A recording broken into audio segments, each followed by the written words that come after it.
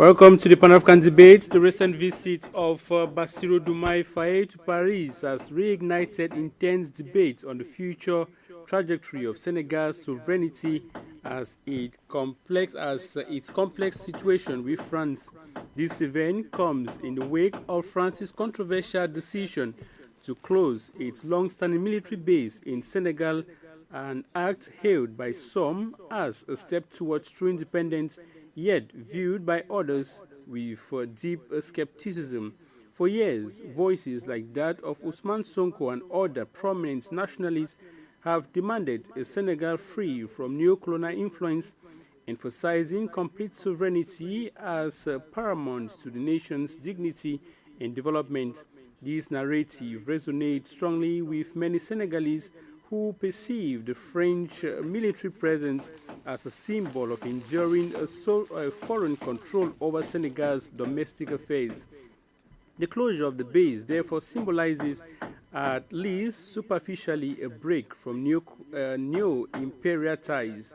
While meeting with Macron, Diomaye Faye discussed advocating for a win-win partnership between Senegal and France, suggesting a more pragmatic approach, one that embraces cooperation rather than outright sovereigns.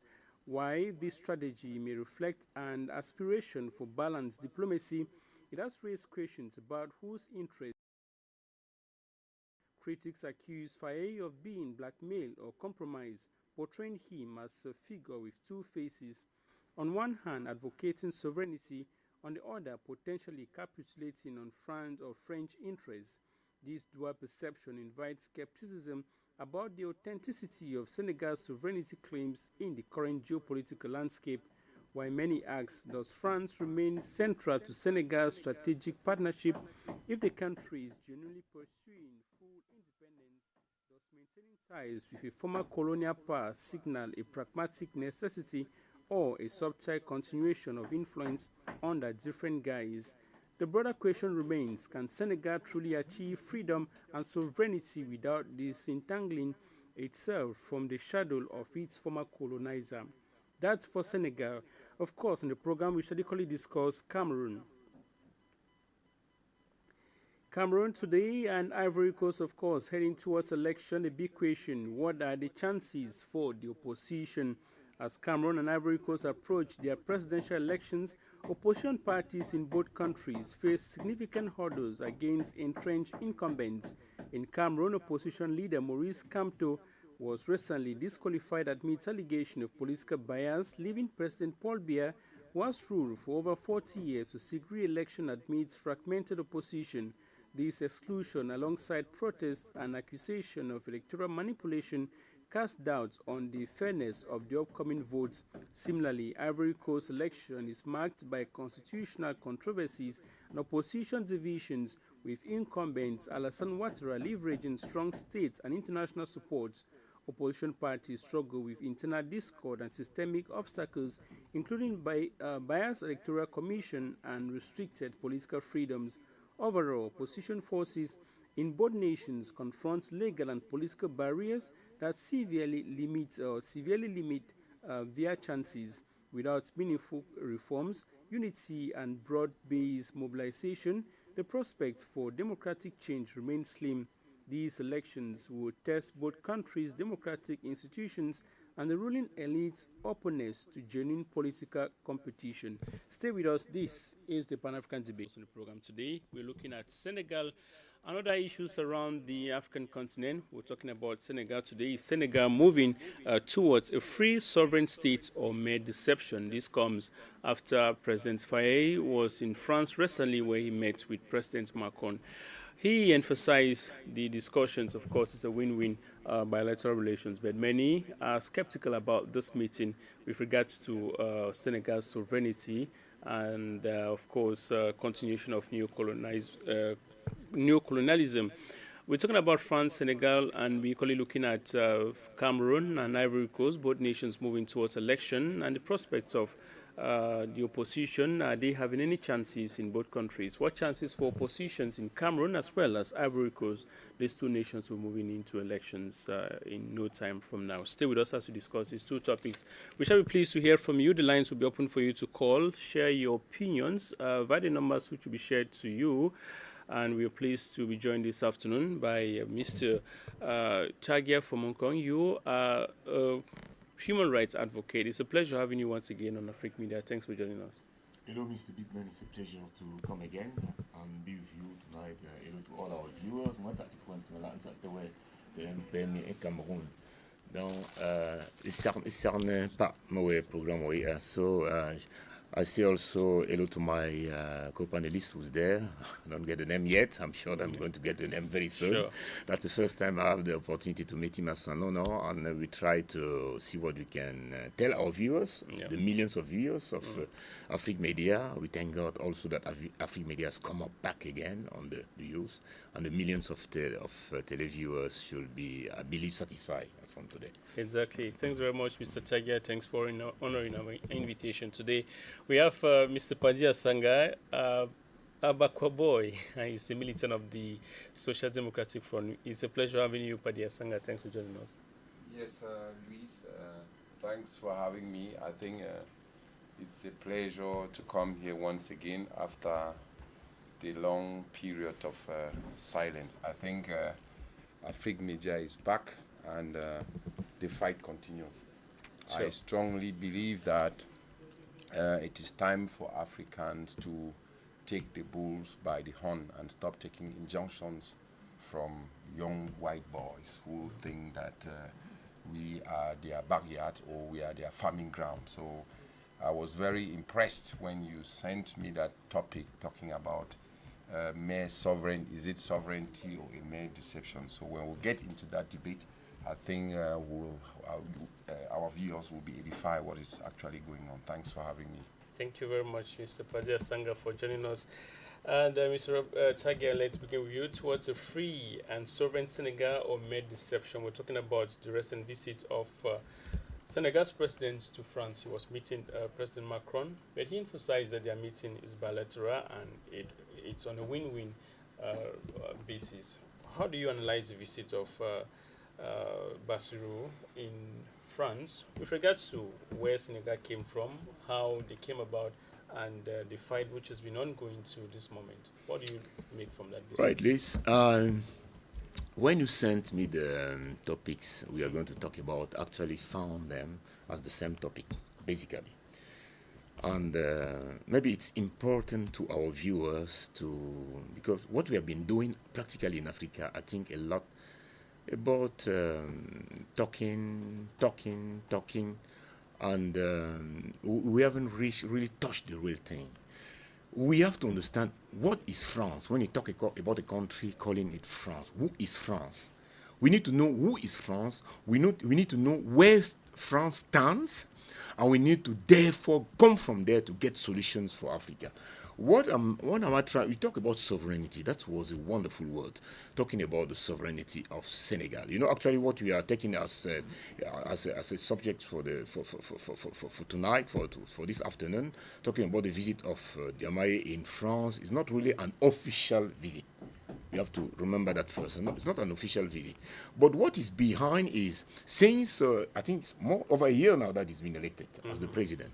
And you see the population is growing very disappointed of all the expectations they were waiting for. The point is to ask, my question when even we read Cameroon or Ivory Coast, can he do otherwise? What are the lines of his possibilities? Because one thing is right, you can stand as he came with the promises to cut the dependency of Senegal on France. But how far is it possible for him to reach that dependency? You know, when we talk in Cameroon, the money, we call it cap in one region of our country. And when you don't have the mastership of money, you don't have the mastership. You can do a lot, you can talk a lot, and your opponent is watching you. But watching you to see how far you will go, because he knows that you can only go till a certain level. While at the moment, We think that Joe Biden, the population thinks he hasn't given up to the promises people were expecting, the prices of the commodities and all that are keeping going up. The point, how far can he master these prices? When your money, when your currency is dependent on your opponent. Let us call it opponent. Because they only leave Joe Biden go to a certain extent. It's normal that they leave Mr. Biya only go to a certain extent. It's normal that they leave Mr. Ouattara. Their money depends on France. We have first to look at the real problem. And this has been well established, well studied in defined dates that the history has recorded. This took place in Germany, in Berlin, between November 1884 and February 1885. All these arrangements that are still working today, you only leave them to go until that extent. Because if they don't go until that extent, we are finished. This is a fight. This is a battle. It's not flowers. What we Africans, we have been look at emotions. We take our sentiments. Oh, France cannot do it. Oh, France cannot do that. What is the reality on the field? In case of Cameroon, we saw a population of thousands coming out for Kamto, for example, the main opponent and the main man of the opposition in Cameroon. Okay, that will show, oh, France is a wonderful country. They can live in such a meeting takes place. Also. No, it plays on the advantage to let the world think that these are guys open to democracy. Democracy is that first. Let me talk a bit about it. Louis, you see, democracy, we haven't got really what is all about democracy. You see, I came here today, I came here with this pennant. This is a Cameroon pennant. We are going to talk about Cameroon, I know. But as I said, I found all these topics the same. As long as people don't understand the value of the flag of a country or the pennant of a country, and that's the case that we live both in Cameroon, Senegal, and even Ivory Coast. Ivory Coast a bit less than that, but Cameroon mostly. As long as we don't understand that a state means the oneness, the living together, knowing that the route that you pass through, all the others can pass through, and it's your own country. So the togetherness, as long as we haven't built that, talking about democracy is useless. That's why I say it. I would say it in world vision like we are talking at the moment. To say what I'm seeing happening in Ivory Coast or in Cameroon is a waste of money. You are talking of 3 billions that are going to be wasted in Cameroon. You don't waste this kind of money when already the master planner, who is France, has already put and set his eyes to say, this is the one that we can see. If it is not this one, we can't see another person. If you haven't broken that line of mastership, that line of command from France, this is a waste of time. We can't do democracy. Now next, from Berlin, what happened? After that, there's the spiritual side. From Berlin, these 3 months of negotiations that the Westerners, our predators, sat and did all this, they added also the spiritual side, the sects, Franc-Masonry, Rosicrucian, and all this, to make sure that we are molded in a way of division, of not knowing, seeing the same thing at the same time. I remember once, I cannot remember the years, but I remember clearly in Cameroon, Mr. Biya said, see, they cannot even get together. And that's what is still happening at the moment in Cameroon, in the case of Cameroon. The opposition is all dispersed. Everyone to say, this is my idea that should stand. It's only my idea to stand. So we are dispersed. We are not unified.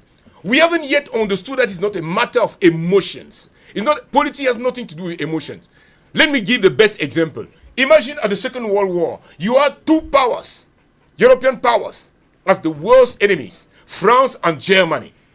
We're talking about a war that killed 70 million people. 70 millions sont morts pendant la Deuxième Guerre mondiale. Les principaux opposants, France et Allemagne. Oh, les amis, vous croyez qu'ils s'aiment? You think that they love themselves? It's a matter of being realistic. Having 11 members at the opposition in Cameroon means we haven't understood that it's not emotions, it's not sentiments, it's a reality. Today, France has gone to the level with Germany to have the same ship, sending of planes for war and all this. Not because they love themselves, but because we are in the state in the world today where you go in your own corner alone, you can't make it. But we have done, now we have people individuals, we say this is can only in Cameroon it's only Camto who can make it. It's only Cabral on the other one who can make it. But it doesn't work like that. It works with ideas. It works with reality. It works with togetherness for the best of the country, for the good of the country, not for dividing and bringing your feelings or your emotions, and that leads to all the others. You have tribalism and all this. That's the solution. Every Cameroonian, we have made like this 1,000 pennants for the 27th of September, where we want every Cameroonian to hold this pennant and think about Cameroon from the platform that we put in place, Cameroon first, saying it's Cameroon before individuals, that we are going to hold to say our country before any political tendency for peace, unity, and justice. And that can stand. And that's the only way Africa can make it, by coming together and recognizing the main opponent, who is France. And from there, one give us the key how to get the France CFA off, so that we can stand really and have that independence talk on the table, being sure that our ideas can go forward. All right. So thank you, Lee. Thank you, Luis. Thank you very much, Mr. Robert Tagia, and we appreciate you for that. Let's talk with you, Padia Sanga, militant of the SDF. You equally someone who is following keenly the political evolution of Africa. And we're talking today about Diomaye Faye, who came into office. It's been 1 year today. He was voted in the place of Ousmane Sonko, who's been a strong advocate and demanding sovereignty for Senegal. We'll look at the visit of Diomaye today in Paris. What do you analyze from that visit? Do you see this fight for sovereignty in Senegal as a mere deception, or do you think it's actually going to be a win-win negotiation like he emphasized? There is nothing like a win-win for Senegalese. It is a win-win for Diomaye Faye. Because Diomaye Faye actually negotiated with Abdoulaye Wade before leaving power. So he sat with him at that Oval Office, and you know who the role that Abdoulaye Wade has played in Senegal. So there are certain files that are tying him down, that are linked to his power as the president. You either you can do it, you can gain your sovereignty through two means: by a popular mandate from the people who would come out and give you the mandate that we don't want France, or you take it as somebody who went to election, voted by Senegalese, and you represent their opinion. What is he negotiating with France as far as French military bases are concerned? What are French military bases doing in Senegal that they have to, their departure has to be negotiated? What is the interest? So, to me, it's a win-win for Diomaye Faye himself, not for the Senegalese people. You want to understand that it is because of a legal tussle that Diomaye Faye became the president of Senegal. Normally, it is Sonko, Ousmane Sonko, who was supposed to be the president of Senegal. And today, there is a rupture between Diomaye Faye and Ousmane Sonko. So, what is happening is that Diomaye Faye doesn't follow the roadmap on which the people of Senegal elected him as a substitute to Ousmane Sonko. So today, he is trying to consolidate power, trying to protect himself as the president, forgetting that he owes his presidency, he owes his seat to Ousmane Sonko. So, if you want to understand why he's rushing now to France, it is because the popular vote that Dio got, because you know that Ousmane Sonko asked the people to vote for Diomaye Faye because he had a legal tussle with Abdoulaye Wade at the time when he was even in prison. They tried they stained his his how do you call this thing in English? They stained his His reputation. Reputation? not his reputation. There is this Passport? legal document Passport? that you have been in prison. Mm-hmm. How do you call it? You call it Non-conviction. yes. This is a certificate of non-conviction. Is stained. His certificate of conviction is stained. That's why he could not run for president, and he chose his friend Diomaye Faye. Now, Diomaye Faye has sat on that table and negotiated, because normally Abdoulaye Wade has some dirty files. Abdoulaye Wade should be in prison, but he actually negotiated with Abdoulaye Wade, and we know the ties that Abdoulaye Wade has with France. So it is not you say he's going to see Macron and all that. It's not Macron that he's going to see. Abdoulaye Wade is behind the scenes pulling the strings. It is Abdoulaye Wade who is organizing all that thing. And he's telling him that if you are not careful, you should come and negotiate with France, since you are not in accordance with Sonko. If not, you will lose your seat. That is exactly why he's going to France, to make sure that he gets that protection that he needs from them. If not, how can you say, because I don't want to look at it from that's why many people believe that he's being blackmailed. That who is being blackmailed? You think that he has blackmailed himself? He has blackmailed himself. Can you imagine that somebody like Sonko, they had a roadmap, and that roadmap, they were voted under the mandate of a rupture. So why is it that he is finding it difficult to follow that roadmap with a very popular vote? Because it is the people who protect you. Your sovereignty lies in the hands of the people, not in France. Mm-hmm. And I want to tell you that if anything happens today, that they are running for elections, he's finished. Diomaye Faye is finished. Forget about that floundering that is floundering up there in Paris. The people of Senegal have grown to some political maturity that they understand, because they have this homogeneous political way of thinking. They are not heterogeneous like us here in Cameroon. And they have very few languages that Senegal, the citizens of Senegal are intellectually sovereign. They are politically sovereign. But the political elite is still linked, still has that umbilical cord. That's why when some people can make that comparison with Cameroon and say that Mr. Biya has diversified the economy of Cameroon, military cooperation, diversification doesn't mean that you are sovereign. It simply means that you are keeping one person on this hand and then putting this other one to serve as a check and balance. But the case of Senegal is alarming and telling every one of us, these are people who decided to put their forces together and run for elections. They ran and won. It was a coalition. But what is happening today?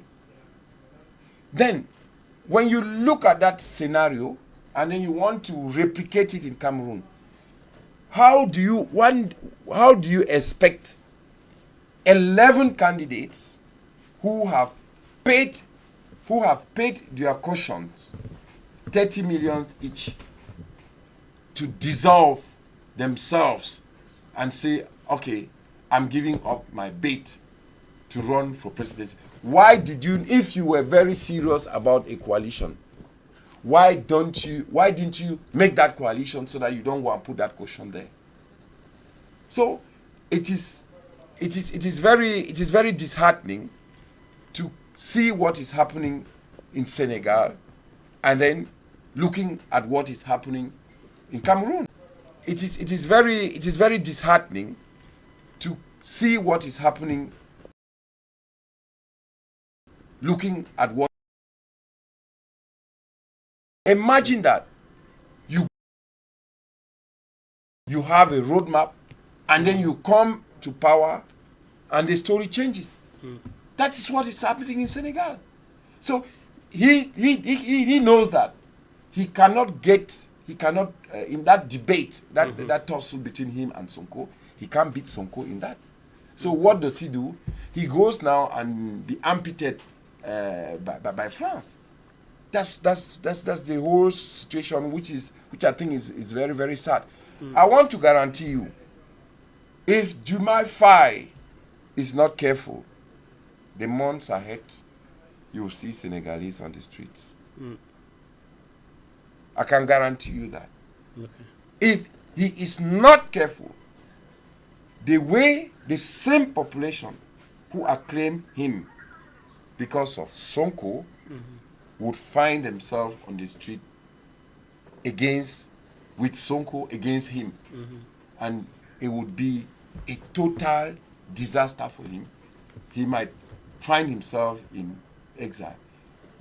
What I'm suggesting is that he should go back on the negotiation table and listen to his brother and friend Ousmane Sonko, so that Senegal should be respected for what they have done, and Senegal should continue talking to other African countries who have presidents who are almost 100 years old but are still clinging to power. I think that African youths are now mature enough.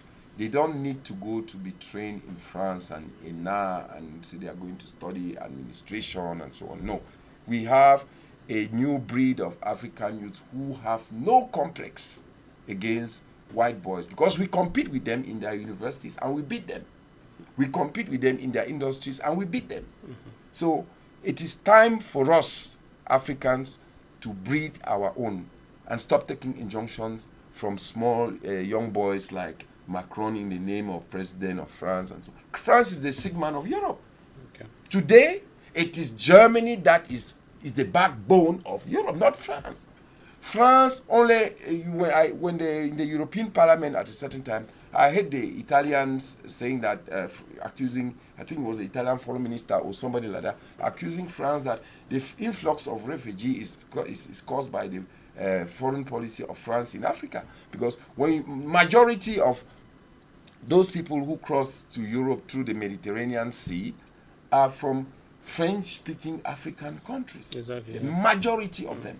You have a few from Ghana, you have a few from Nigeria, but majority come from these 13 France-African countries with the same constitution, apart from some commas and some T's, some I's that are not dotted and some which are dotted. So to me, I strongly believe that Diomaye Faye is going to secure his seat to make sure that he gets protection from France. Don't take it for a joke. The French military base is not going to leave Senegal. Yeah, but we got information that the last base there was removed recently, and Agreement. Yeah. Agreement. When they tell you that agreement, those are talks. Those are talks. What becomes of the French military base that was occupied? Have they been occupied by... Nobody has access to those French military bases.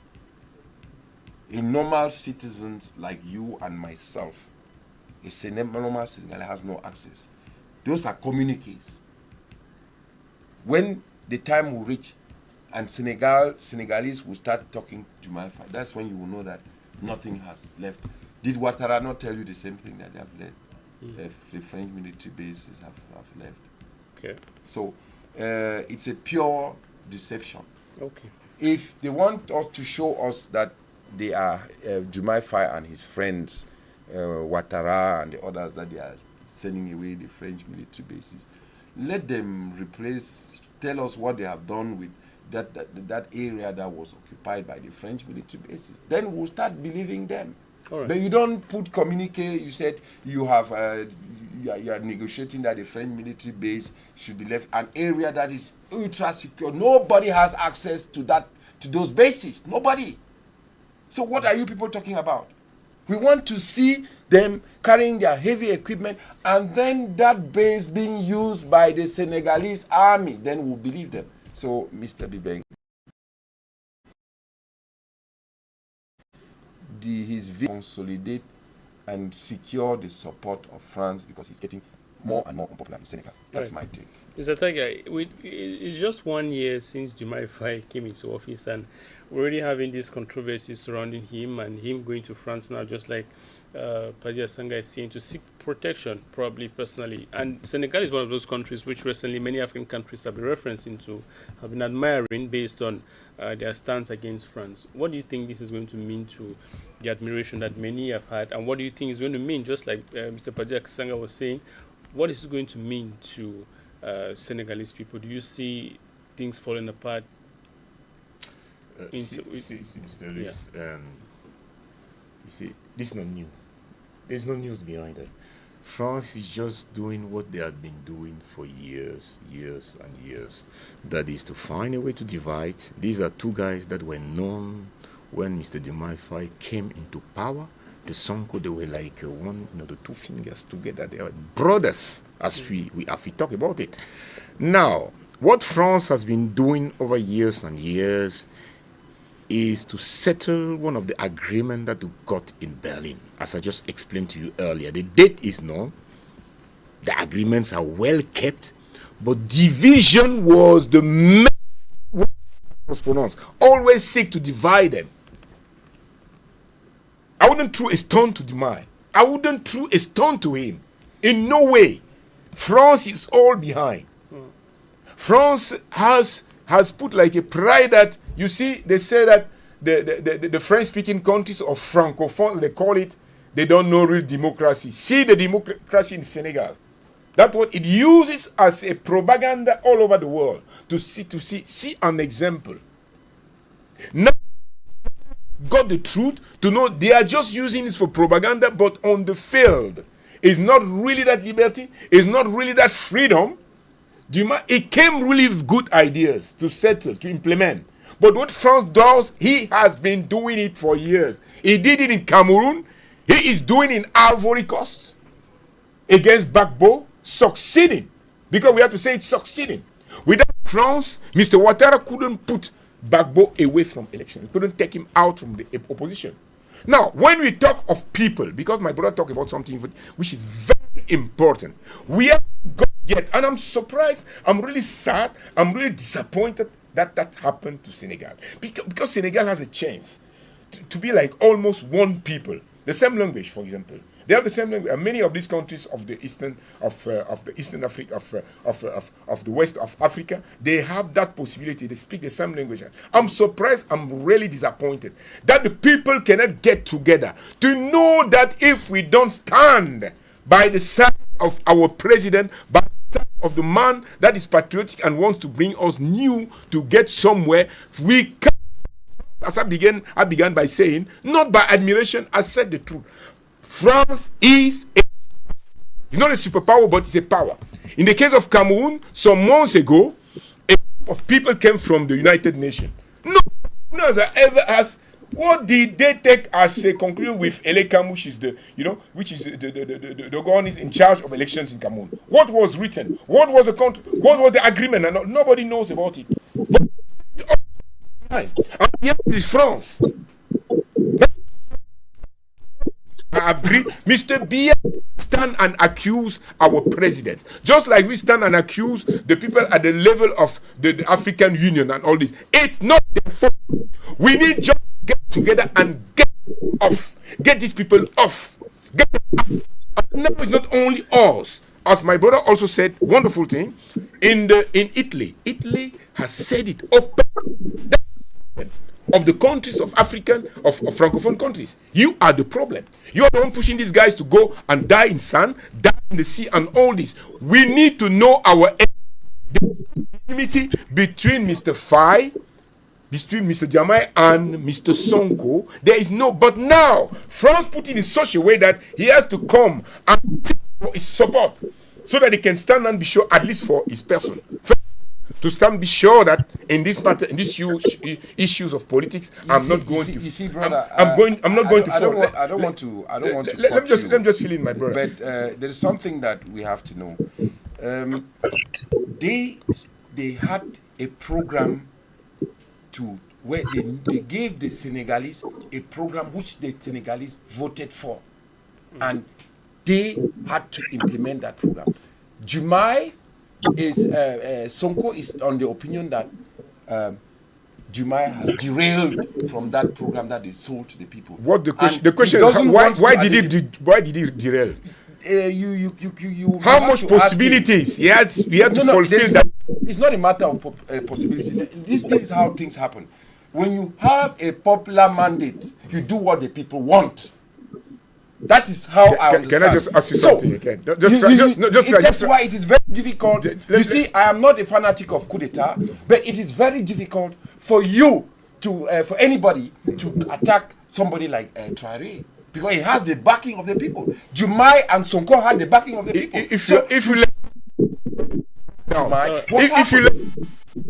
Let me come down. Let me just come and land, and that will make sure that, because you are just going towards that direction. You see, people are admiring Traoré and all this, and you know that this is far from what can happen to the case of Cameroon and or even of Senegal.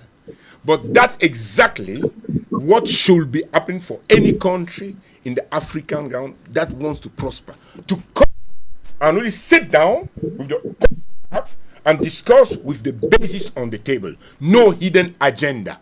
But just as you said, that you are not a fan of coup d'etat. Is that what you said? But the point is to have your people. That is true. What are we going to do? I'm not here to say that the solution exactly is this or that. What I started by saying is that there is a right base, there's a fundamental base, there's a certain base place in Berlin, and now France, the United Nations. I'm a human rights. I'm from human. I can tell you that this started even from the foundation, from the first agenda of human rights. When they set the declaration in 1949, France made no African. Although you had some African, like the Ghanaian president of the time, that was really a great intellectual, but France made sure that no African can stand behind, because we were considered like a second-class citizen. And they made a proclamation, and they want to be seen around the world as the one proclaiming the human rights. So what they're doing in Senegal, as I'm saying, is exactly what the United Nations came in the case of Cameroon. We are not free, my brother. That's what I'm trying to say. Because you are trying to say that Diomaye Faye is free. I'm saying he is not free. Sonko is not free. France is just executing what put on the table, the agreement that they got in Berlin. They are not free. Now, to get free, you said you are not a partner in you are not a fan of coup d'etat. That's a solution. But another solution that I think is that what a position we should have one opposition. That word, even that is only African. The Francophone countries. Yeah. Opposition. Have you heard that word? Where you heard it in France? You talk about droite gauche. You go to the state. You talk of the senators, and you talk. Have you heard about that opposition? Opposition to put on knock your heads and all this. No, they are there trying to divide and make sure that from out the population sees that Diomaye Faye is not executing. That's just what I'm saying. And France is behind. It is condescending to say that Africans, after this number of years of servitude, are still not mature enough that they let themselves being manipulated by France. I refuse that logic. I am saying that Africans today have become, they have no complex in front of these white boys.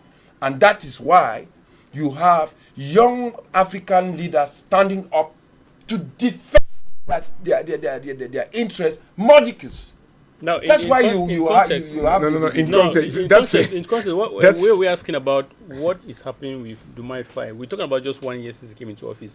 Now, where is this issue coming from? This controversy now we've seen surrounding him going to France now. Is it on personal basis? Is it under any influence? Is he being blackmailed? That's good. Please. I don't think Diomaye is being blackmailed. I told you that Diomaye sat at the Oval Office during his enthronement with Abdoulaye Wade. Normally, after that, you've not heard anything from Abdoulaye Wade. He doesn't even. Diomaye Faye has a personal interest in going to France because he sat in the Oval Office with Abdoulaye Wade. But Abdoulaye Wade is like a student of France. It's like he had a relationship, very close relationship with France. So, Diomaye Faye. No, we're talking about the former president. That's it. Yes.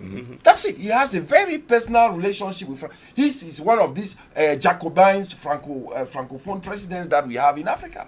So you cannot tell me that with a I'm still insisting, if you give me, Padi Asanga, a popular mandate, then France will come and talk that thing and let me hear. So we don't take Africans for baby. But this is this is the way propaganda. I'm sorry. No, it's not propaganda. This is emotions. No, it has nothing to do with emotions.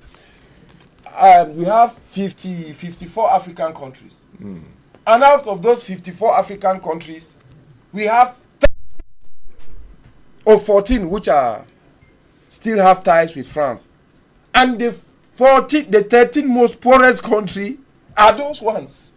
But so what are you saying? You are saying the same thing and against the same thing. I'm not saying the same thing against the same thing. I am saying that we should be able to liberate ourselves and stop victimizing, stop playing that thing that France has done this, France has done how do we liberate ourselves? We liberate ourselves by having presidents who represent the people, not presidents who just want to be president. But Diomaye Faye was representing the people. But Diomaye Faye has derailed. That's why you have this rupture. That's why he's becoming from day to day unpopular. Why did he derail? Ask him and Abdoulaye Wade. France is behind. No, I don't think that. Ask him and Abdoulaye Wade. They will tell you what happened at the Oval Office. That's what I'm saying, brother. Thank you. Now, which we're saying Usman Sonko probably was not aware of what happened in the Oval Office, which is reason why we're seeing this rupture today, and we're seeing Diomaye Faye heading to France, probably for a personal basis. But then we're talking about Senegalese people who were so much committed in making this happen, in causing this change. And today, they are probably in the crossroads, just 1 year in his presidency. No, you see, don't misunderstand the Senegalese. They don't think. I've told you that they are homogeneous people. And one thing about homogeneity is because these people, they have their local languages. So, and when you follow the Senegalese media, you will understand that the population, they drift. There is a shift. And Diomaye Faye is getting isolated. Diomaye Faye is getting isolated from day to day. Okay. Now he's looking for new allies. Okay. That's what is happening. So it is because the Senegalese gave them they sold a roadmap to the Senegalese people which they accepted. And if you have that type of a mandate, Louis Bibeng as a president, nothing can happen to you. So something is going on between Abdoulaye Wade, who locked himself in the Oval Office with Sonko, and until date with Faye, until date he has never told his brother what transpired between him and Abdoulaye Wade, and that's where there is also a bone of contention. Je vais dire une chose. Let me say something. Je vais dire une chose. Let me just say, you are bilingual anyway in Cameroon. Je vais dire une chose. La politique, à partir du moment où on parle d'elle en termes personnels, c'est qu'on n'a pas compris ce que ça veut dire la politique. Je prends ce cas du président du Sénégal, que je crois que mon frère soutient, qu'il est parti pour des intérêts personnels. Je ne crois pas. Déjà, vous avez un groupe derrière vous, vous êtes un groupement moral, parce que c'est ce que beaucoup d'Africains nous n'avons pas compris. Quand on pointe Ouattara, c'est tout un groupe. Un groupe avec des influences, la France, les États-Unis, la Banque mondiale, l'IMS où il était avant, c'est tout un assemblage. Maintenant, je dis, tant que nous n'aurons pas compris qu'il ne faut pas aller dans le sentiment et les émotions. Je prends le cas du Cameroun. Le sentiment et les émotions. Derrière par exemple, M. Kamto. Je me rappelle, notre génération, j'étais à l'université. Quand M. Biya descendait seulement de ce côté, on s'excitait. D'abord parce que c'est quelqu'un qui s'habillait très bien. Il s'apêtre. On était heureux. Ça nous suffisait de le voir. Je peux vous dire, en 82, tous les Camerounais presque voulaient le changement. Nous avons des conceptions émotionnelles, sentimentales. Monsieur Obama a dit par exemple qu'on n'a pas de mauvaises institutions. Mais est-ce qu'elles sont fortes? Il faut les respecter. Je ne crois pas que ce monsieur à Paris va pour quelque chose de quoi que ce soit qui soit personnel. Il va sur un groupement moral et maintenant, nous devons nous libérer de ce côté moral. Et j'insiste encore, tant qu'on ne se libère pas de ce franc CFA. Par exemple, je dis dans le cas du Cameroun ou bien la Côte d'Ivoire, tant qu'on ne propose pas sorti de cette prison, de cette monnaie, qui n'est le CFA, qui sont des papiers, qui sortent de là. Et vous prenez, je dirais, le meilleur président qu'on peut parler, peut-être M. Mandela, vous le mettez au Cameroun, ou bien vous le mettez en Côte d'Ivoire, ce sera les mêmes échecs. Vous ne pouvez pas venir parler sur la table, négociant avec quelqu'un, sur la base de l'argent que vous n'avez pas, que vous attendez qu'il vous produise. Okay, c'est ce que j'essaie de dire, M. Big Ben. Yeah, so I'm trying to say that you can't negotiate with someone on the cap in Cameroon, we call it cap, money is cap. On the cap belong to you. This is what it has nothing to do with personal. It's a reality that was conceived in Berlin during 3 months from 84 to 85 at the 19th century. That's what I'm trying to say. All right.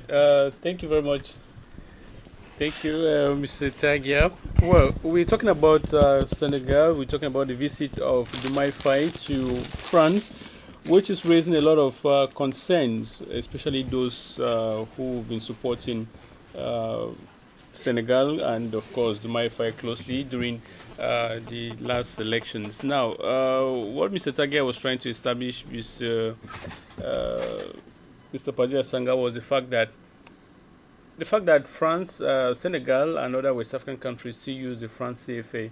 It's difficult and probably difficult to disentangle yourself from that neo-colonial relationship, which means that even if France or even if Senegal decides to, want that sovereignty, there's still going to be a link, or there's still going to be a reason why they will head back probably to Paris.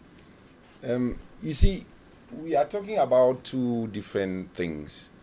Political sovereignty and monetary sovereignty are two different things, and they are variants. You can, when you get you have your political sovereignty, it is already a step forward to get your monetary sovereignty, because the political will has to be there. So if you are politically not sovereign, you will not, that political will cannot be ignited in you. You get the point? Yep. So you have to have that political maturity, that political backbone, that you get up and say, okay, my people of Cameroon has given me, Paddy Asanga, the mandate to leave the CFA, because that's what we campaign for. And they say we should go to the negotiation table as equal partners, and all the accords shall be put on the table, disputed, like what Gaddafi did at the time. Like what Gaddafi did. Those are sovereign acts, and this deal, Sonko and Faye, they have the mandate, and if they put themselves together, what is happening is that Diomaye is gradually being weak, because there is a faction, the leftovers of France-Afrique, Abdoulaye Wade, who would stay with Sonko to try to push their agenda forward, and who will stay with Faye. The likes of Sonko are going to come out. It is just a matter of time, Dibeng. If the cards are clear. It's just when you look at the scenario also in Cameroon, people are talking coalition. There are already coalitions going on in Cameroon. But are we having a coalition for rupture, or we want a coalition to replace the king by another king? Those are the two tendencies in Cameroon. And those tendencies are very clear. So If you want a coalition of ex-ministers of Mr. Biya who wants to replace him and continue with the same system, you know where to go for. If you want a coalition of rupture, people who want to transit from Jacobinism to federalism, you know where to go to. Well, we'll come. So we'll talk about that. Those are the tendencies. We'll talk about that. And then that you we'll have talk about Cameroon. no, because I wanted you to because get the parallel. It goes with who has the majority. No, let me say this. Sonko has his radical wing, and Diomaye now is trying to play the good guy that he is going to discuss with Paris. You don't negotiate such things. You don't negotiate. France doesn't understand that sweet language. No, France is, you go to France on the table with hard talks. That's what the Italians did with them. That's what the Algerians are doing them. That's what the Moroccans are doing to them. So I don't know why some young man like that with a very popular man, the tall, handsome guy, you go and stand and be playing a fool in front of this young boy who calls himself Macron. All right. Thank you very much, Padia Sanga. We are pleased to be joined by Professor Kumbo Makantoni. He's a political analyst as well as a Pan-Africanist. It's a pleasure having you, Professor Kumbo Makantoni. It's been a while. Thanks for joining us on the Pan-African debate this afternoon. Thank you very much, Luis Bidban, for the opportunity. Thank you. It has been a while indeed. I also want to take the advantage and opportunity to greet my co-panelist, Padia Sanga, who is here in the studio with us, who was there before I came. I think the topic of discussion today, Diomaye Faye in Paris, towards a free and sovereign Senegal. Or mere deception. That's a wonderful topic. It's just 1 year since he came into office. That is true. You see, within this 1 year, we have seen him actually stretch his arm and gone beyond his. I don't want to use beyond his office, but gone beyond his agreement with his colleague. Because I will tell you something. He is not the one who I heard Mr. Sanga saying he's a popular person. He's not popular when it comes to the Senegalese. No, I'm not saying he is. Faye is popular. I'm talking about Sonko. Sonko is the popular man. Person is Sonko, yes. And it's because by then the government which was in place refused him from running for presidency. That he said, okay, my party has to run for the presidency, and he took his secretary general to be the candidate for the party. And as a result of that, I think that if Faye went to France, he didn't just go because he wanted to go. I'm sure he's following his party lines. But if he's not following his party lines, then that's a mistake. Because France is not one of those nations that you should negotiate with sitting on a soft chair. You have to be standing on your feet before negotiating with them, because France has shown beyond doubt that they don't want you to let go of their grip over Africa. And with that kind of mindset, you don't negotiate with them sitting, you negotiate with them standing. And trying to embrace the system that Macron is bringing, trying to manipulate them, is where there's a problem. So I think that if the going of Faye has to do with the party project, then it's okay. Why? Because I know the person who is sitting at the helm of the party, is Sonko. With his agenda, I don't think that the Senegal fall back into the pit in which they had been in. The fact that within this period of time, France had withdrawn from even Senegal, and they are willing, they even accepted the evil that they committed in 1945 by killing those who asked for their pay when they went and fought. All West African soldiers who went and fought for France, when they came asking for their money, I think there was a massacre that took place for the first time. France about the idea of economic sovereignty. Like he said, I'll be sincere, when you have political independence, the next thing you need is economic independence, because the two must work together. If you have political independence without economic independence, you will still be in control. You will still be controlled. So what they should be going for now, they should have their economic independence. And I think that falls with the dream of one of the fathers of African Pan-Africanism, whom we are talking about, Kwame Nkrumah here. I think in 1943, when they sat in the formation of the first the Organization of African Unity, his speech that day was that there can never be an independent Africa without an economic independence. And so the important thing now is let them go for their economic independence. And when another nation determines the value of your currency, they are practically controlling you. So we are in a state where we are not independent in reality, because as long as France tells you this is the money you use, they are the ones who print it. They design I think they should be the ones who even design it, because our reserves are not in our own countries. Our reserves are in France. Who prints the money for us? It's still France. So we are not independent in Africa.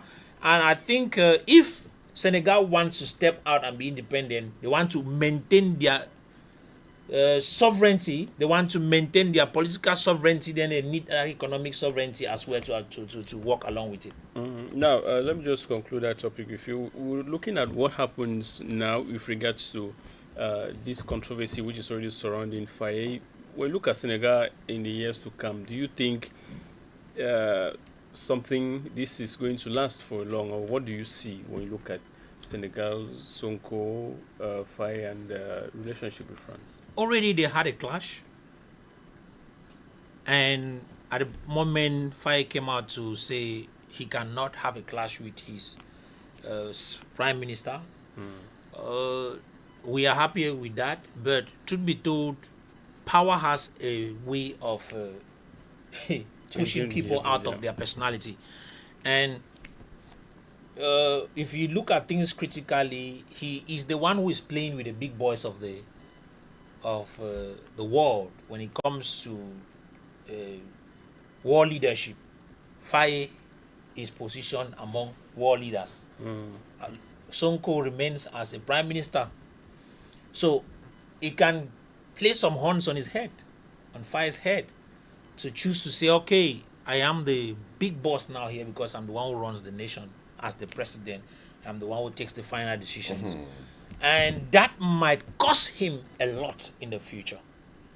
Except he decides to be the loyal guy he was. Because these two have been together for long, since 2012. They have been together from the university. So it is not as if they started today. But if he decides to let the influence, because I'll tell you, there are individuals who influence. I remember, if you listen, Padia Sanga mentioned something about people like the Francophonie presidents who had existed in in Senegal. Those guys still have influence, and they can pull this man along with them. So I think it is time, if he thinks he wants to build a Senegal and an Africa which is independent, then he should take that route which was defined from the base, because they designed that thing together from the base. Prof, I don't want to cut you, but let me say this. You know the Ahidjo-Biya scenario. Yeah. Is going to kick in. Because what is the Ahidjo-Biya scenario? Biya became president. And Ahidjo wanted to take it back. Yeah, to control, because he was the head of the party. Because the party apparatus. Now, this is what is going to play. Sonko will control the party. Yeah, as he's doing. Yes, and if he continues, in that light, he will get everything he wants from the parliament coming next election to destabilize Faye. You understand? What fails my memory is if they have if they are in, I've not read the Senegalese constitution, if the president has the prerogative to dissolve the constitution. But if there is To dissolve the parliament. to dissolve the Yes, parliament. He does. But even he does it, the country will go into a political crisis. That's true. And that will be the end. Yeah. You understand? So if he does, if Makes that if mistake. he make that mistake to continue in that line, and then he go to a parliamentary election, they will get into a political crisis where he will end up to be the loser. True. Because the base of his power is that the party. That's That's like, it. So yeah. when you look at it from that angle, you get the bigger picture. It's just like you tell us in our party, we say, Joshua, we have given you the mandate to go and run for the presidency. If you deem it at any time that you want a coalition or you want to let somebody come back to us. You get the point? So that is where the situation is, and the opposition parties, okay, there are some opposition parties that the president decides everything, so they can just sit and invest anybody decide to run or not to run. But there are well-structured opposition parties with very strong documentations, with very strong status, that things don't just happen the way people feel, not because of their sentiment. So I think that scenario, Prof will not deny with me that we are gradually getting into the Biya Ahijo scenario. Yeah, it's possible. When Biya left power, when Ahijo left power. To conclude on this, if you look at things, if Faye makes that mistake of trying to seize power per se, because on normal basis he should not be the one defining the policies of the nation as a party. So if he decides to shift out of the position of the party and defines his own policies because he's the president of the nation, it will lead him into a problem. Now we're looking at a scenario where probably many say he's been blackmailed, and a lot of pressure could be coming in from France, knowing that he's the one who negotiates. Does France vote? Did France vote? Good. No, for his personal protection now, which we're talking about. No. That France pressure and that You blackmail. can't talk of personal position when you know it is the people Yes. who brought you to power. France is not bringing him to power because he left to France. The past president and his party would have continued. Yes. But something Abdullah happened. Wade. Okay. Something happened. Something happened. The people. Even Abdullah Wade is a corrupt, notorious corrupt personality that should be in prison. Okay. But he managed to negotiate his freedom with Faye. Something that angered Sonko. All right. Well, let's come back to now talk about Cameroon. We're looking at elections in Cameroon and the Ivory Coast. President Paul Biya and seeking an 8th term, as well as Ouattara is seeking a 4th term, controversially. Now, all of these situations are playing out, and we're looking at the chances of oppositions in these two countries. What are their chances? Mr. Paja Sanga, you're a member of the opposition. The CPG, the SDF party, we're looking at the possibility of the opposition in winning the elections. You started talking about coalition, and you're talking about, the scenarios we're trying to highlight now. We're talking about, do you see the opposition having that chance to unseat this incumbent in Cameroon as well as in Ivory Coast? What do you put in that word opposition? Because opposition is not a political ideology. If you're not in the ruling, you probably you're in You say, can any political party or the opposition, because there are many opposition, there are many parties, political parties in the opposition or within the opposition. Now, an opposition candidate or opposition parties can put themselves together to beat Mr. Biya. Mr. Biya is the most unpopular personality on the planet Earth. But he's been ruling Cameroon for 42 years. And I did not say that. election, I did not say that he's not ruling Cameroon. You did not listen contesting. to me, Bibe. Yeah. He's the most unpopular personality president on the planet Earth. Well, in Africa, But- some but- consider but- him but- as an experienced, most Know experienced politician that in Africa. the toughest bandit also has somebody who loves him. So you will not take that one. There's nobody who hasn't got a loved one. So that one is clear. But the quagmire in this situation is that we have an electoral list of 8 million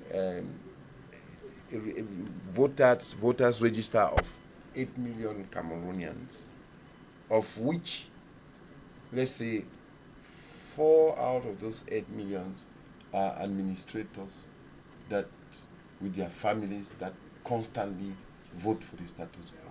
He who pays the piper determines the tune. So that is the scenario. Now, the other 4 million, what are we doing? We share that 4 million among 12 candidates. 11 candidates. Amongst 11 candidates, what is left with? That's the math. But take this. You have political parties with political ideologies, because you cannot leave the far right. Yesterday, you said you are a far right liberal political parties, and you're even ready. And today you're going to run as a candidate for a far leftist, conservative, nationalist political party. We have not gotten to that position of political maturity since it seems as if after 1992, Cameroonians, the level of political maturity in Cameroon degraded instead of upgrading with time. Because you cannot tell me, Paddy, today that the opposition cannot put itself together. I say it as it is. Jacobinist political parties, so parties who have closer political ideologies, put yourself together.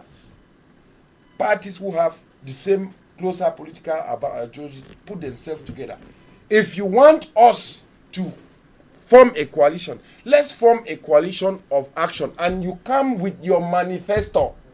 You say, this is our manifesto, this is our manifesto, this is our manifesto. We sit in a room, take a bit from all those manifesto, come out with a plan of action and say, okay, we are going, this is what we have adopted from 1, 2, 3, 4, 5 people who were seated in that room.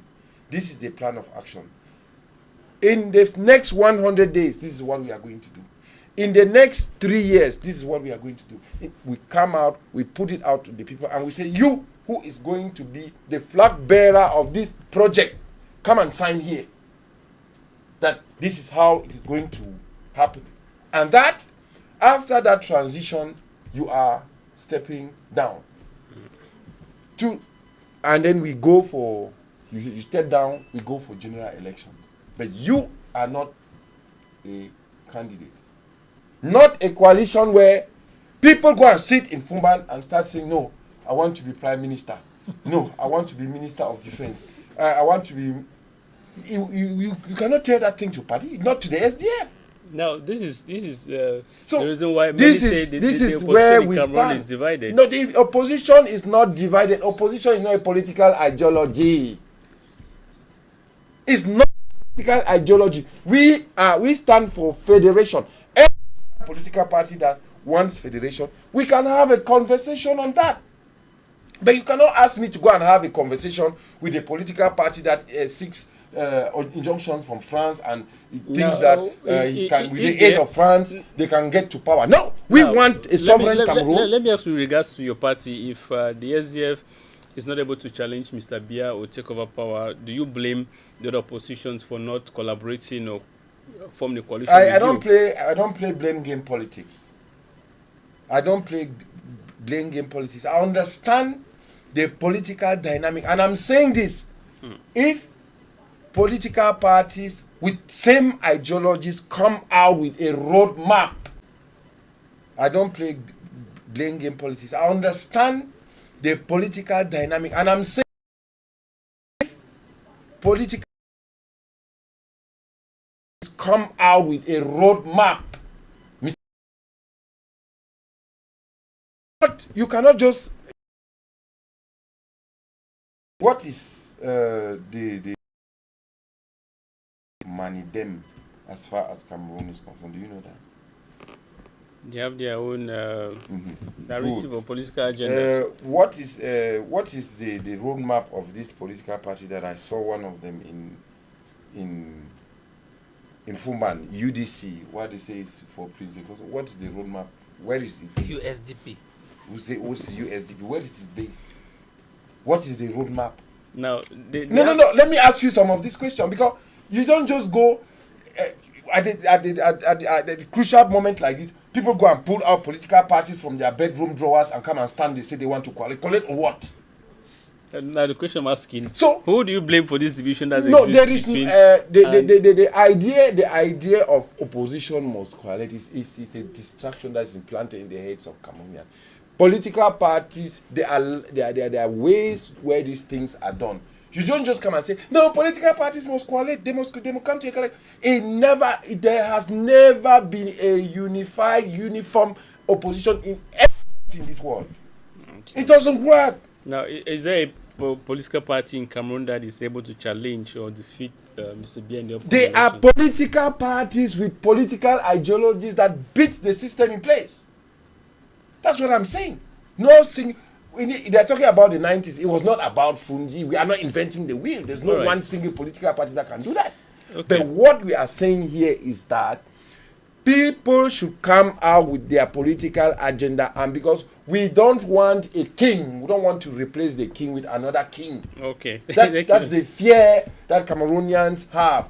If you go in that kind of thing that people are saying, just go and sit in a room and say we have made a coalition, you have the Sonko-Diomaye scenario when you take power, and then we get into a serious political crisis like the one we used to have in the West Cameroon days. Thank you, Mr. Padzi.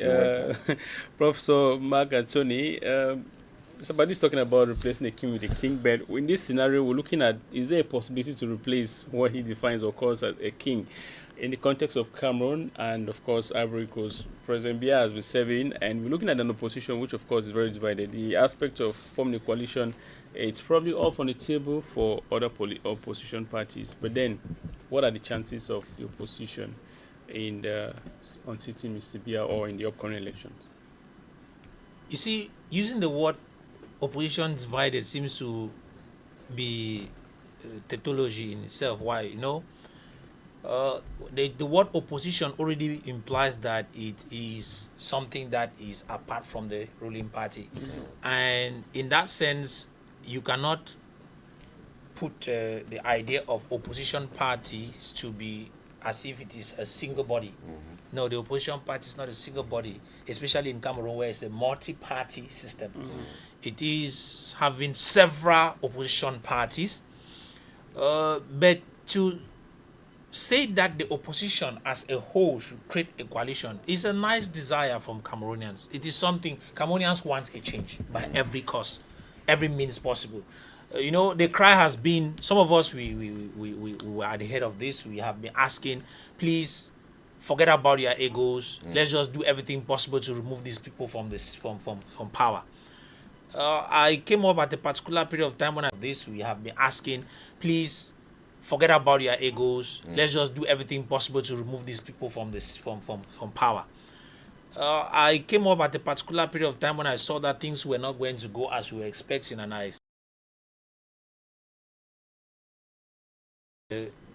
why I think that the electorate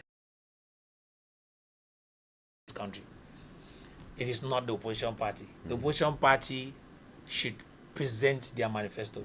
We need their projects. Yes. Once their projects are presented, it is now for us, the electorate, to say, okay, we have found an individual who has the capacity, or we have found a party which we think that can do this job.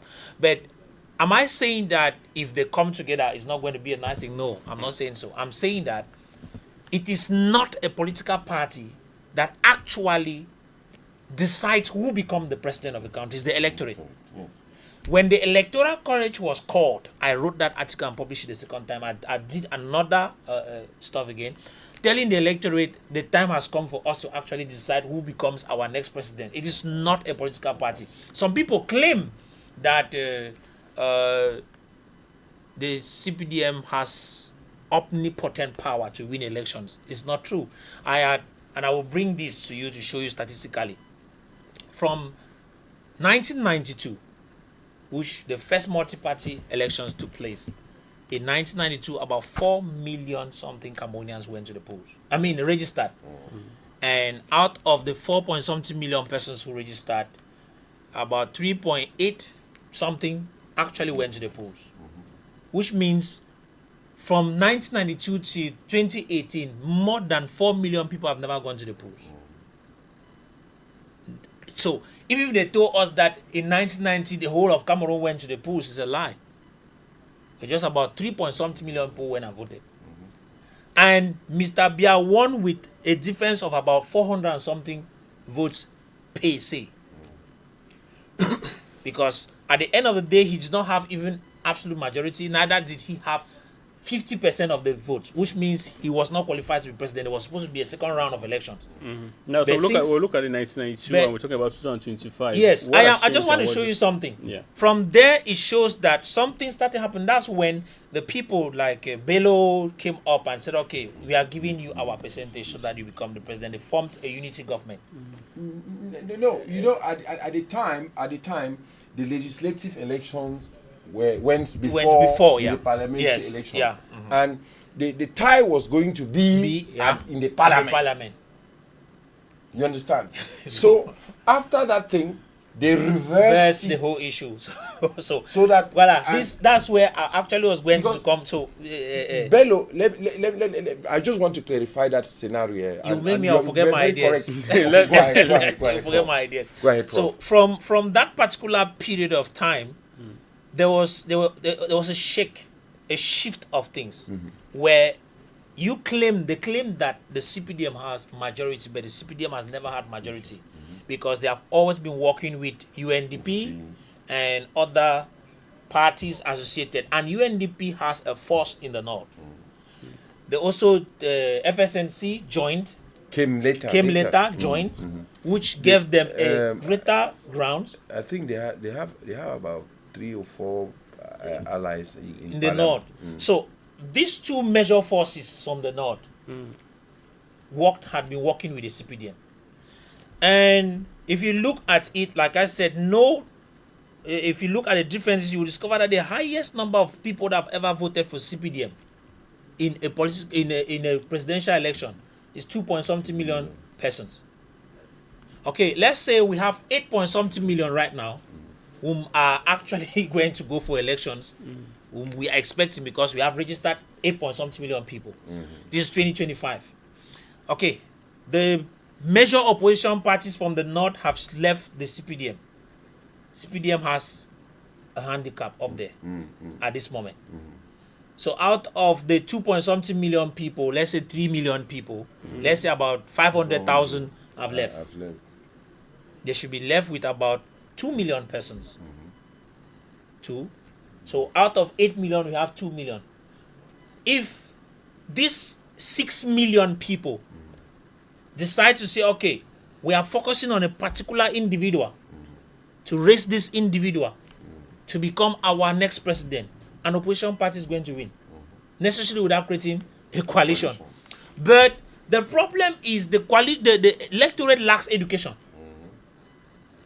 And I will still blame this on the opposition party because they did not take their time to educate the electorate. It is the electorate that gives power to this individual. We are the ones who go to political parties don't have if I can tell you the highest number of militants that a political party has is about 500,000. So they do not really have the power to decide who becomes their president. It is just they are programmed. They are in fact they have a program and they have a well-organized structure.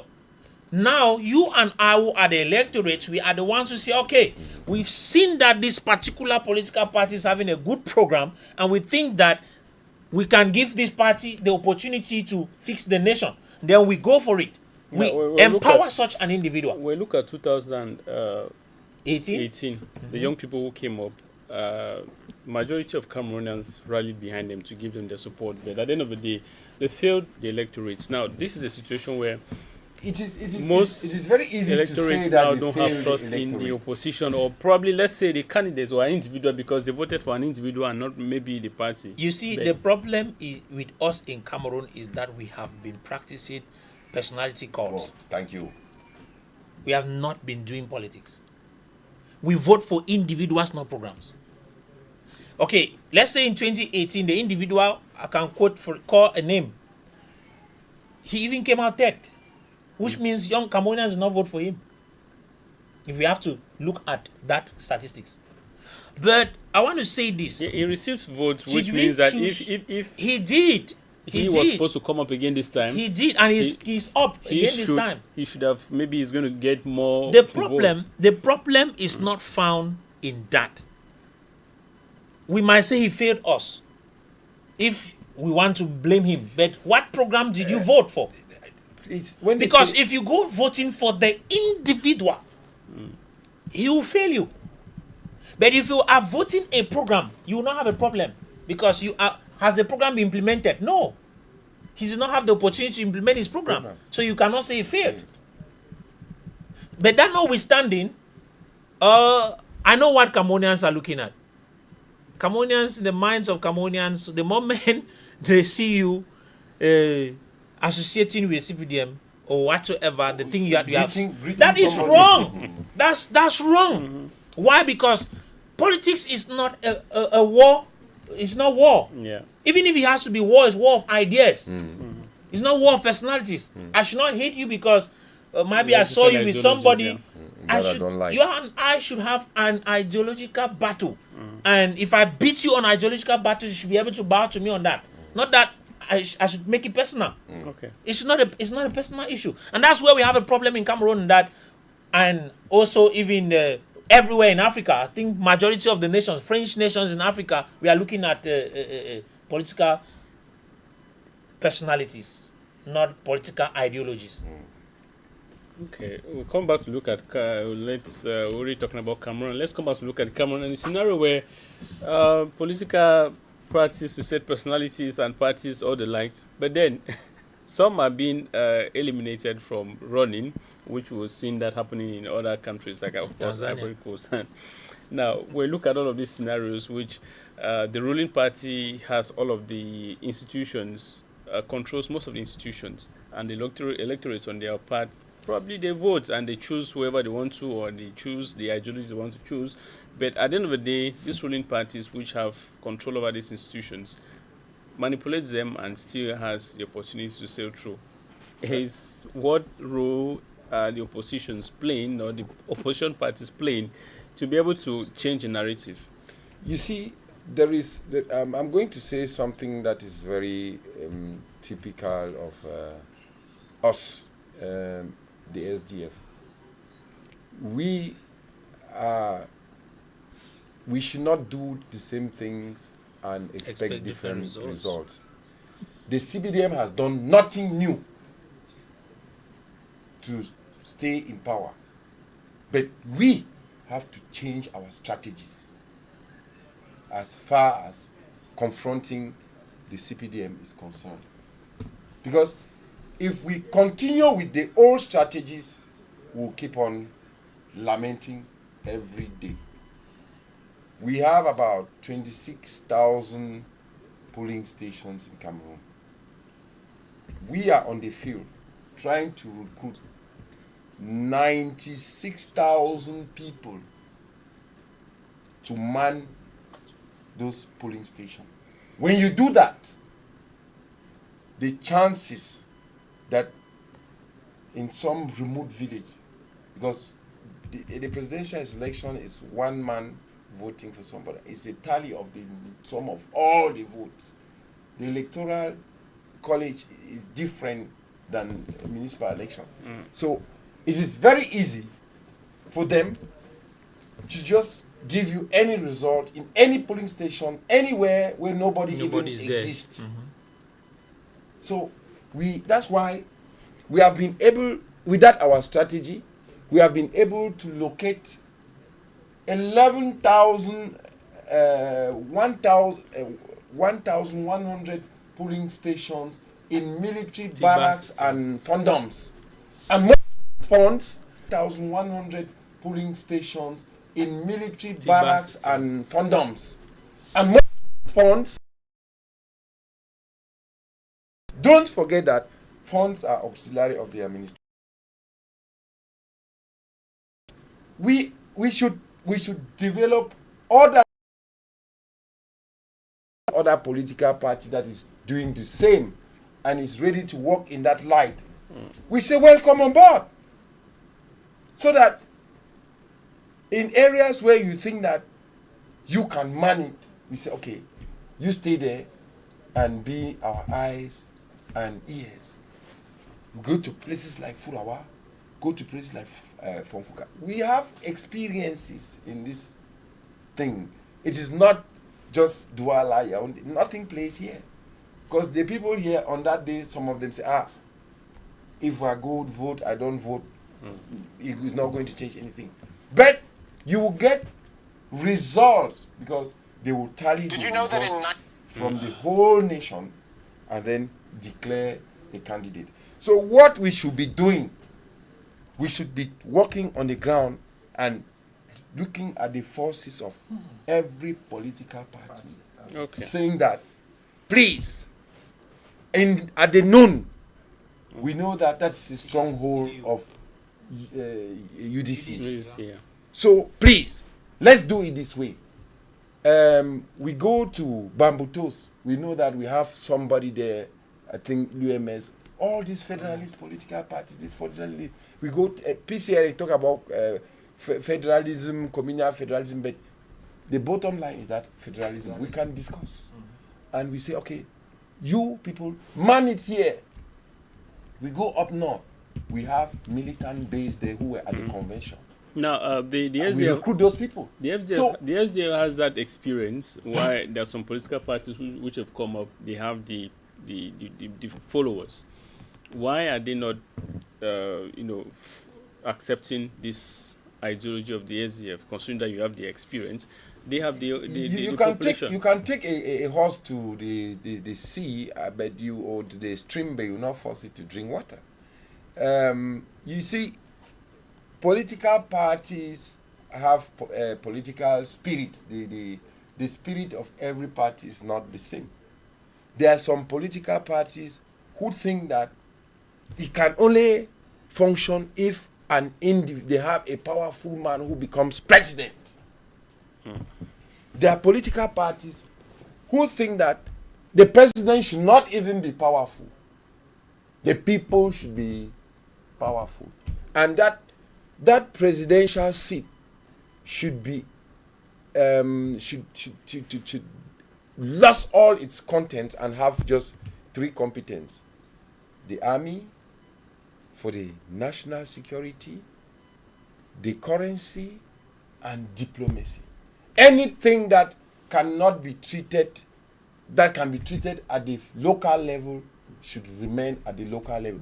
Although those issues that cannot be treated at the local levels should go right up to the federal structure, which is the presidency. That's how the SDF looks at it.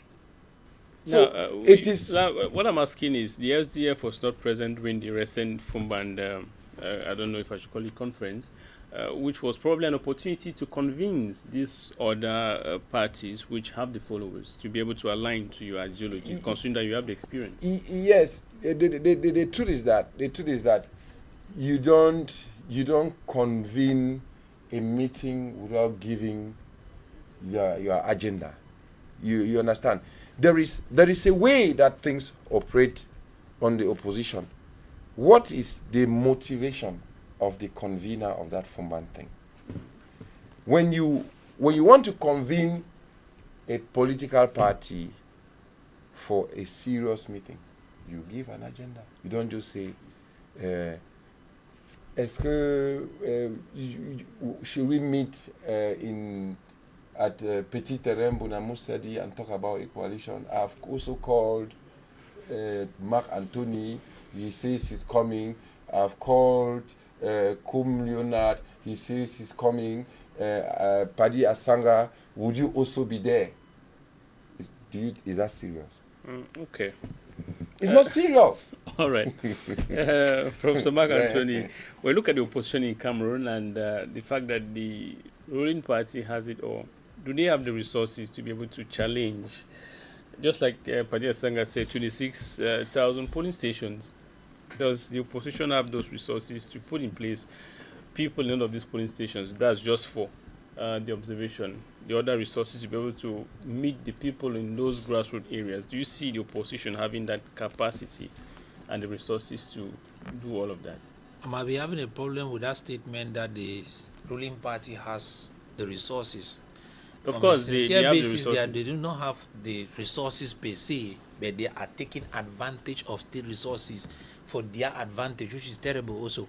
Because recently we saw Ngongo consulting Cameroonians for his political agenda in a national institution. That presidency is not meant for the CPDM. It is not the CPDM's party hall where they should be able to consult for political purposes. That was a terrible crime which no Cameroonian has been able to speak against it, and they are still quiet. That's how they develop presidents where others will come tomorrow and still use the same thing to do. That is an institution that should be honored, respected. It's a state property. It's wrong. And today, if you look at it, the CPDM has, like you said, they have an advantage which to an extent it seems as if it's almost impossible to overcome for opposition parties to overcome. But I think for the first time I've heard SDF saying that they are recruiting 90-something thousand persons to sit in polling station, which is something we have always cried for. Why? Because if you look at it, in almost half of the polling stations that used to exist, there are political parties that never used to exist in those polling stations. I mean, opposition parties. And as a result of that, the ruling CPDM used to take advantage of it. And there are even and one polling station is 500 votes. And there are some polling stations even where individuals whom parties send, when they send them, they forget about them. The hunger ones will kill them, and the ruling CPDM party buys these individuals with money. And that, I think that the opposition parties in question, as we are talking right now, let them work out things to an extent where I think, for example, if we had, I did 25,000 polling stations last time. I was doing a calculation just for 25,000 polling stations, and I saw the amount of money that is going to go in just to have about, let's say, multiply it by 2, have 50,000 observers. No, but the money that's why I asked heavy. Mr. Padi, if does your party, or do you see any opposition party having that resources to be able to mobilize? This is how it happens. This is how it happens. When you look at it, No, just imagine. If I'm going in for monitoring, I don't expect to be paid. That mentality of paying people for change. Not everybody thinks that way. Do you see, Okay. Vadi, this is a problem in itself. In that you Because- are talking about a situation, Cameroonians are hungry. No. But And most of them, have a problem Prof, in that. Prof, Let me let him expatiate. Let him talk land about with what I was even Prof, saying before Prof. people came in. One of the things is this, Mr. Padi. So you're In going. Cameroon, Cameroonians are hungry, and it's only on that polling date that the 5,000 thing is that even if you do not give them, they will come and propose to them. And when they propose to them, some of them do not even think for their own future.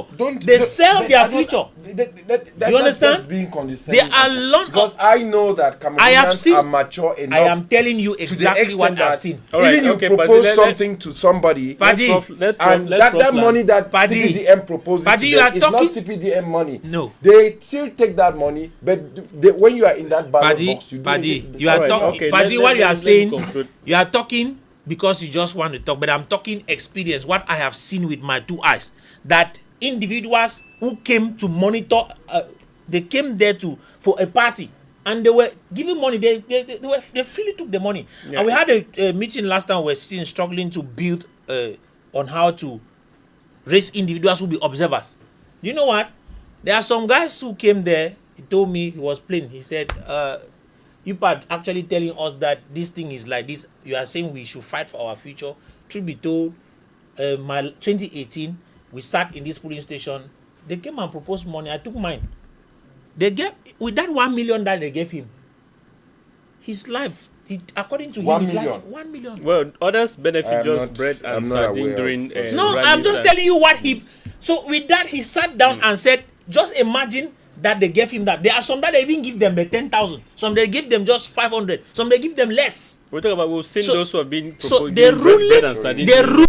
the ruling CPDM is a corrupt party that does everything to corrupt every individual, and that is what they are. But we've seen So- those who have been So proposing the bread and sardine. the ruling CPDM is a corrupt party that does everything to corrupt every individual, and that is what they are out to do.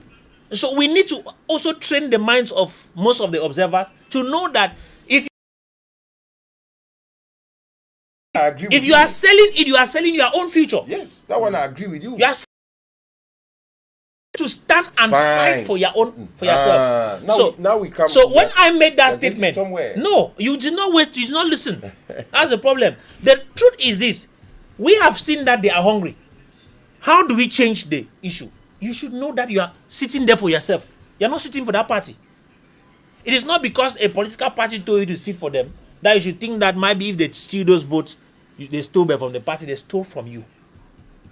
And you indirectly sold your future to a people who sit and do nothing, because the CPDM has done nothing for the past 7 years that have been in power. All right. They gave them the power. They took the power. They have been there for 7 years. They have done nothing. Okay. Practically nothing. Mr. Pazzi, let me.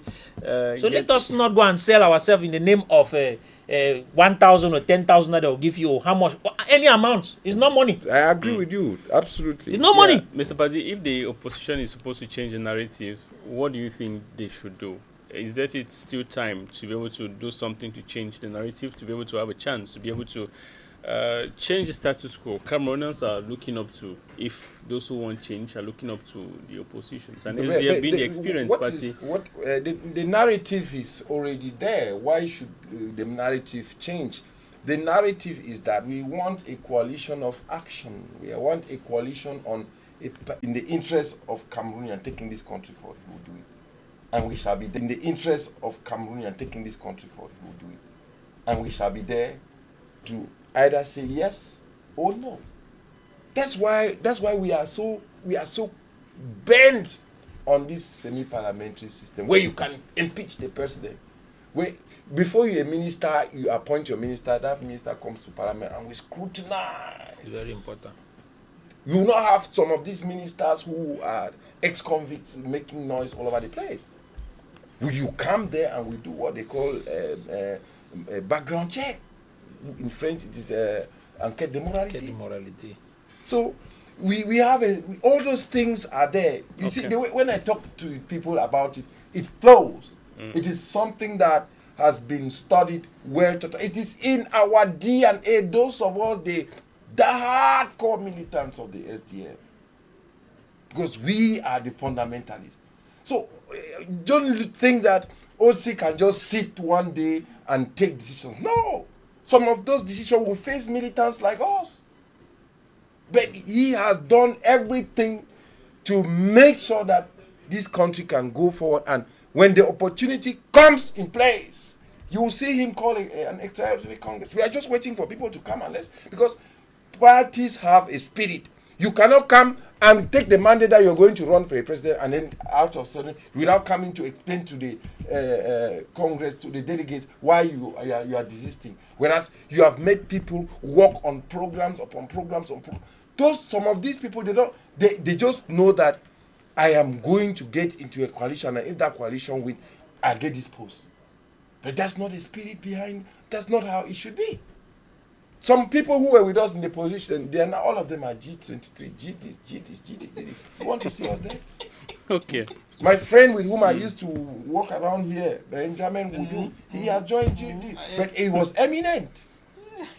He was very eminent. Somebody who just... no, I'm talking about convicted politicians, state politicians, We are there. No matter how hard the terrain is, we keep on moving, picking up the broken pieces and moving on. Who thought that the SDF would come out so strong like now, after we just buried our chairman in 2003? Oh, charismatic chairman. You know the problem that Joshua Osei had? Because the chairman was a baobab tree.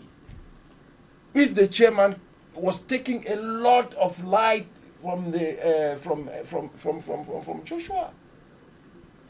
So, but you see the man now, he has come out with solid, and the SDF needed that cleansing.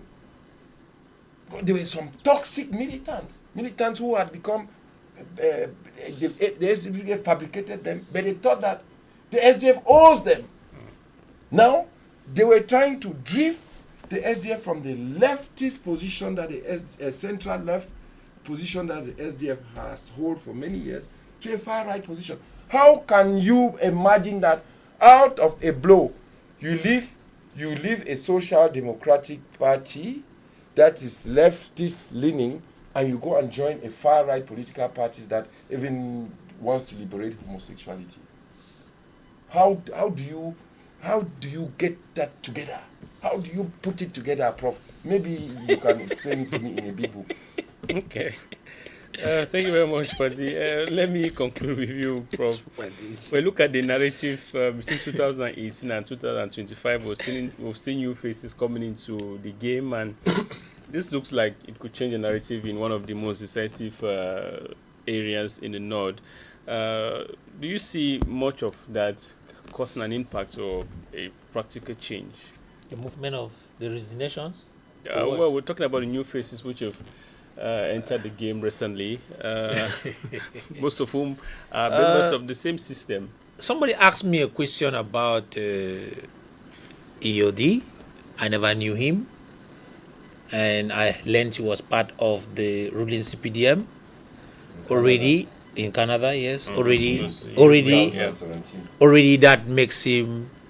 Cameroonians do not trust him per se, and if you have to look at the other man, Ateki, he just left also the civil society and has become a presidential candidate.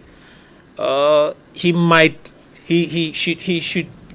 fact, as for him, he has more as compared to EOD, but his weight cannot be placed in the political scene at the moment. Why? Because it's a presidential election.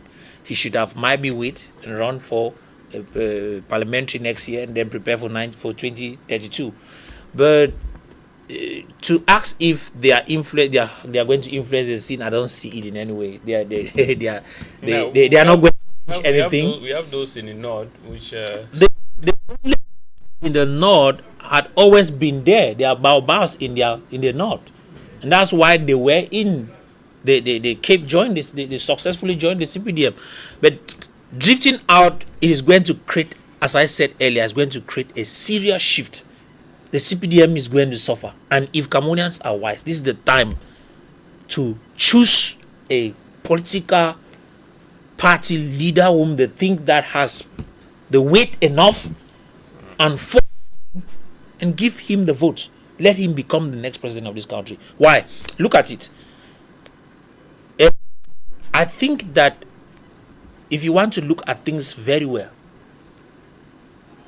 Marwa has over, I think, 1.2 million voters. It's one, I think about 1.2, close to 1.2, 1.1 something.